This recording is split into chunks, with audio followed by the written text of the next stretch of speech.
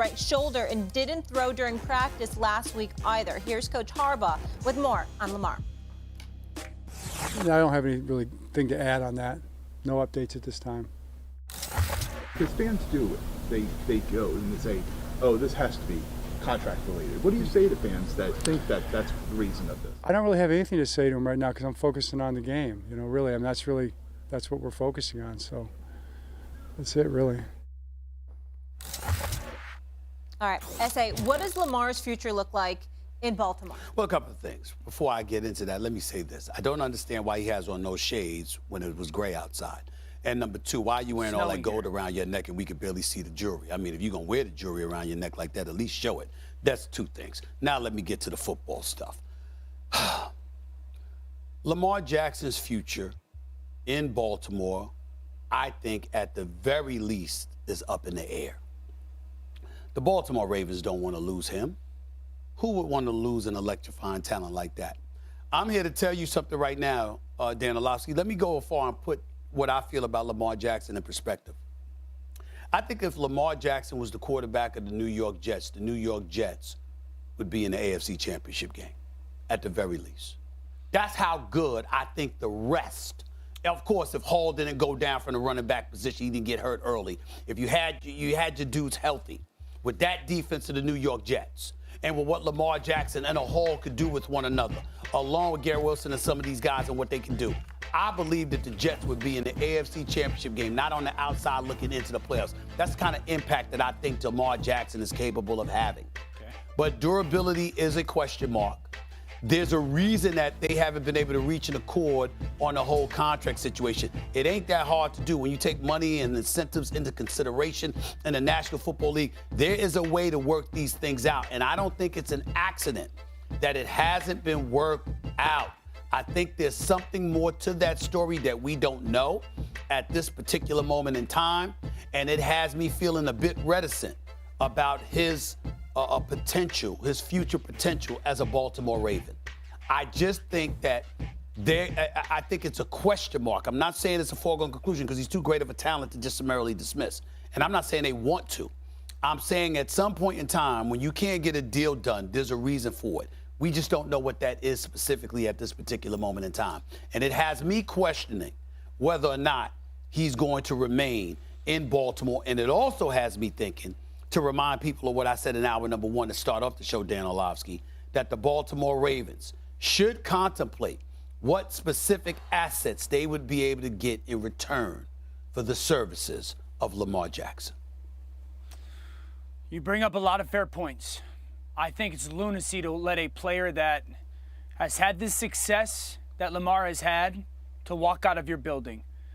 I remember when, Dak was going through his contract kind of stretch in negotiations with the Cowboys. I had made the comment, you don't pay good players great player money. And I think in this situation, you never let a great player walk out of your building. Lamar's a great player. You ever been to Baltimore, Stephen? You've been down to their stadium? Many times. He's the face of that franchise. Yes. The absolute face of that franchise. And Stephen A., when they drafted Lamar, I remember thinking to myself, they got to go all in. Like everything, you got to build the whole football team around the style that you're going to want to play with Lamar Jackson. And they did. And they're 45-16 since drafting him. And he's accounted for 125 touchdowns and 16,000 yards. And they've gone to the playoffs 3 out of the 4 years that he's their starter. And I sit there and go, how can we have a conversation about letting that walk out of your building? I understand the hits he's taken almost 1,000 hits in 5 years. If that is the conversation and you are concerned about the long-term health of the quarterback that you're going to pay that much money to, we can have the conversation. I can do that. Or if you want to say stylistically we're changing, I can do that. But here's the reality. Let's live in a hypothetical world, Stephen A., because we had this argument before. Let's live in this hypothetical world and say the Baltimore Ravens are going to move on from Lamar Jackson, all right? One, we'll see you in 3 years, Ravens, because it's a total overhaul for your football team. There's one offense that plays like this in the NFL. Maybe two if you count Philadelphia, maybe. But one that plays like this. So style-wise, you got to blow everything up. You got to take different wide receivers. You got to take different backs. You got to take different offensive linemen. You got to fire your offensive coordinator, Greg Roman. So it's a complete overhaul as an organization with a defense that's top 5 in the NFL right now. I just don't see an organization sitting there going, yeah, we'll do that. That sounds great. Okay. We're going to rebuild. And the second thing I'd ask you is, Stephen A. Okay. I know you mentioned the Jets. Yes, sir. What teams? What teams are going to sit there and go, all right, here, we're going to give you probably 3 first-round picks, probably, and then we're going to be the team that's going to pay Lamar Jackson $230+ million guaranteed. By the way, we're also going to draft all the necessary pieces to run that offense. Hey, Dan, Who's can I the ask you a team? question? Can I ask you a question, Dan? Can I get a little personal for a second? Yes, sir. Molly, you could chime in here with a quick answer, because I know what the answer is going to be is just quick. Do you believe in Stephen A. at a negotiating table? Yes. How about you, Mom? Yes. Yeah. No matter what, I get paid. I assure you I asked for considerably more. I'm asking. I want to see what market value is out there. Right. I want to see what I'm worth. I'm going to speculate. I'm going to assume, intelligently I might add, because you have your ducks in order and the information that's provided to you, you'll make that decision. But you ask. Right. So what I'm trying to say to you is, you ask the question. There's a lot of people that would like a chance to give an answer as it pertains to an NFL team. What is Lamar Jackson worth? If the Baltimore Ravens picked up the phone, there's a plethora of teams who would answer that call and huddle with their team, with their executives, and would come up with something to offer them. What is wrong with asking? When you talk about your facts, let me give you mine. Again, not throwing any shade whatsoever on Lamar Jackson, because I understand how great his brother is. But real quick, Stephen A., but here's the downside to when you do that. If you're the Baltimore Ravens and you sit there and say, well, let's call around and ask, Lamar's done. He's not coming back. Wait a minute. Wait a minute. Has that sort of tone to it.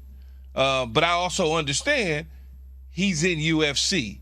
He's aggressive by nature in terms of his voice. And so it just sounds a little, puts you off a little bit. But I also understand it's the way he's delivering that message. By the way, that is like when you say in character. I hear what you're saying, Key. I agree, but I don't think he's in character in the sense that Dana is not the type to feel sorry for himself. He is self-made. Like he built this. He built this. Absolutely, we understand that. So what you're describing is that kind of personality, right? Like he's in that UFC personality. I'm not saying aggressive UFC. I'm gonna fight personality. He's been doing that for however many years he's doing it. He doesn't understand how to bring it down enough to satisfy a guy like Jay and myself in terms of the way you're sending that message. It just sounds like no matter what, everybody's cool with it, like him, or Ari's cool with it, ESPN is cool with it, so everybody else should be cool with it. And Key, the thing that really rubs me the wrong way is, like, this is the first time that I'm actually hearing Dana address this situation publicly. First time. Because the world, frankly, has stopped for Damar Hamlin. It stopped, right? Biggest news story there was in America about what's going on in football and this young man fighting for his life. So when you have that amount of time, when you go through those amounts of conversations with all your investors, with the publicly traded company, you go through all that, and then you come to the table for your first time to deliver your thoughts on the matter, and it's that demonstrative, that's weird to me. If people are wondering, well, why is it business as usual with him? If you're a publicly traded company, what's good for the stock price is usually what determines outcomes. And obviously the feeling is he's good for the stock price. And the other thing is, and I mentioned this before, it's one of those Gladwell books where people are talking about malpractice lawsuits. And it turns out that they're much more closely correlated with bedside manner than with results, right? He's not only gotten results for shareholders, but he has good personal relationships with people. As I said, and I'm not, I have relationship with him goes back almost a quarter century. So that helps you out in these kind of times. But there should be no ambiguity. He knows he's wrong. Everyone. And Max, what's the 30-day suspension? Right.